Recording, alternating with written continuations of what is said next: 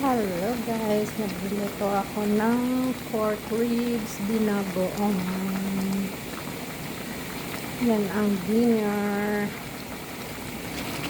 Guys, luto na. Pwede na tayong kumain.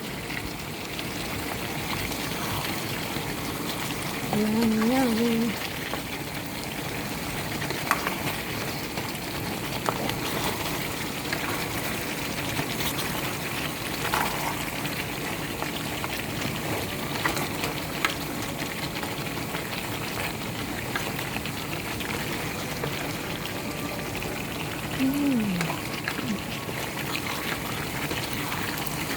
Nakita ko may talong.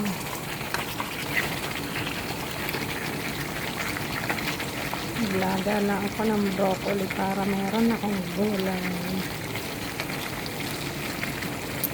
Okay, let's do it now.